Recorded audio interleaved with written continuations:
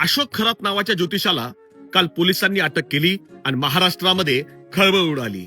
खर तर मी विचार करतो की लोकांचं भविष्य सांगणाऱ्याला उद्या आपल्यासोबत काय होणार आहे हे ठाऊक नसावं का?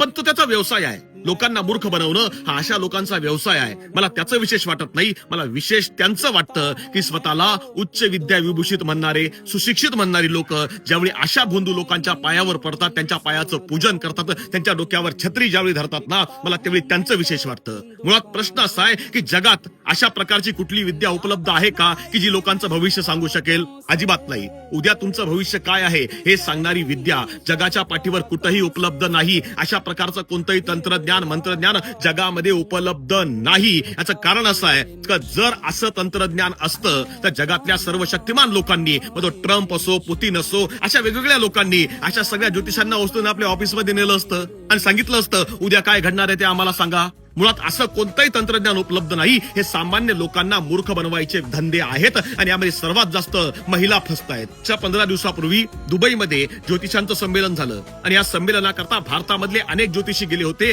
आणि अचानक इराण आणि इस्रायल अमेरिका युद्ध चालू झालं आणि या युद्धामध्ये हे सगळे ज्योतिषी दुबईमध्ये अडकले. काही विमानतळावर अडकले, काही हॉटेलमध्ये अडकले आणि हे सगळे ज्योतिषी पत्रव्यवहार करायला लागले, फोन करायला लागले की आम्हाला इथून बाहेर काढा, आम्हाला आमच्या देशात परत जायचं आहे. मुळात उद्या युद्ध चालू होणार आहे हे तुम्हाला ठाऊक कसं झालं नाही? कारण तुम्ही दुसऱ्याचं भविष्य सांगतात.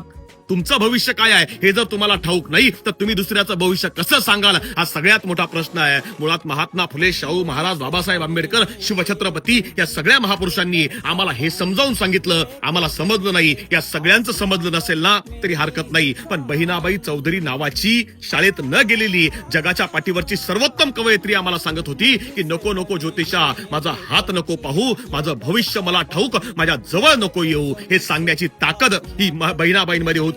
आमच्या स्त्रीमध्ये कधी येईल हा सगळ्यात मोठा प्रश्न आहे. धन्यवाद. जय जिजाऊ, जय शिवराय.